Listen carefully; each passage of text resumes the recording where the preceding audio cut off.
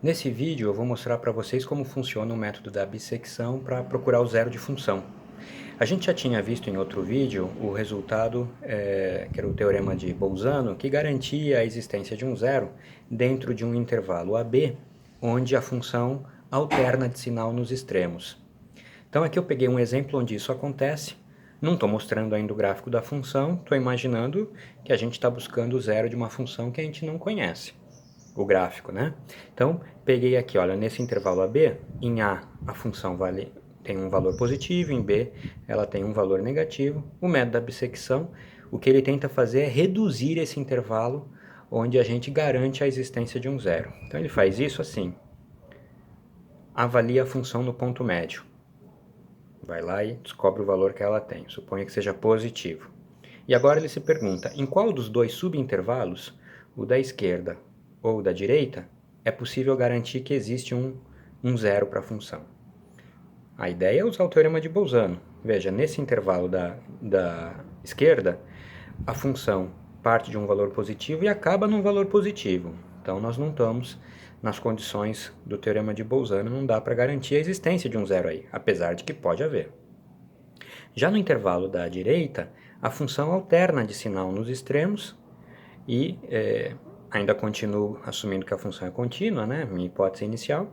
Então o teorema de Bolzano garante a existência de um zero aqui dentro. Então o que eu vou fazer agora, eu vou trabalhar apenas com esse novo intervalinho, ou seja, como se eu pegasse o meu ponto A e o trouxesse para cá, tá certo? Bom, isso é uma iteração do método da bissecção. Esse mesmo procedimento pode ser repetido quantas vezes a gente quiser.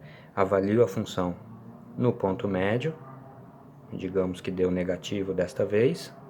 Então o que eu faço agora é trabalhar com esse intervalo aqui, então eu vou recuar o extremo do meu intervalo de busca para cá. Então agora eu estou trabalhando dentro deste intervalinho menor, né? De novo, a alternância de sinal, avalia a função no ponto médio, digamos que deu positivo, recua novamente o ponto A para cá, então agora ele não vai estar mais aqui, estará aqui, né? E a gente agora está trabalhando no intervalo bem menor.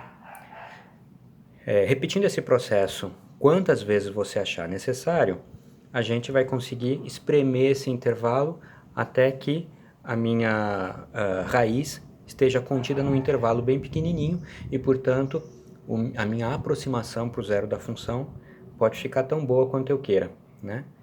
Por exemplo, se eu decidir parar com esse intervalo aqui agora, eu usaria como aproximação para o zero da função, por exemplo, o ponto médio, né? Que é o ponto que está mais próximo de qualquer ponto dentro do intervalo.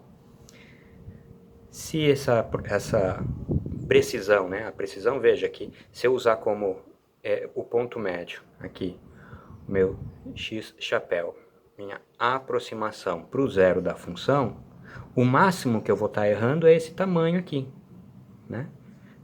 Ou seja, metade do comprimento do intervalo. Então eu sei que x chapéu, a aproximação para o zero, menos x estrela, é menor do que b menos a sobre 2, menor ou igual. Tá certo? Na verdade vai ser menor, porque se for igual eu teria avaliado a função num dos extremos e já teria visto que dá zero, né? Então, basta que a gente continue reduzindo o intervalo para que este valor aqui que limita o erro da minha aproximação vá para zero também. É assim que funciona o método da bissecção. O problema desse método é que a gente, para começar, precisa de um intervalo inicial onde haja essa alternância de valor de função. E encontrar esse intervalo inicial pode não ser fácil, né? Pode ser complicado. Então a dificuldade do método é conseguir inicializá-lo. Depois que você inicializou o método, ele com certeza converge. Uma outra característica do método é que a convergência está assegurada uma vez que você conseguiu começar, porém, para que eu consiga reduzir o intervalo inicial até um tamanho que dê uma precisão que eu acho adequada, pode ser que eu precise de muitas iterações, dependendo do tamanho inicial do intervalo. Então esse método ele pode acabar sendo um método lento, o que pode ser um problema se a função que eu preciso avaliar é uma função cara, custosa, ou depende de algum experimento numérico, por exemplo, né? ou um experimento de laboratório. Dessa forma, avaliar a função é alguma coisa cara e eu não gostaria de fazer isso muitas vezes. Então tá aí, pessoal, esse é o método da bissecção. Tem convergência assegurada, se você conseguir começar. Para começar, pode dar um pouco de trabalho, porque você precisa descobrir um intervalo inicial com alternância de sinal. E uma vez começado, o método com certeza vai atingir a precisão que você quer, porém pode precisar de muitas iterações. Em outro momento a gente vai ver métodos alternativos ao método da bissecção que tentam, de alguma forma, reduzir essas limitações ou dificuldades dele. É isso aí, pessoal.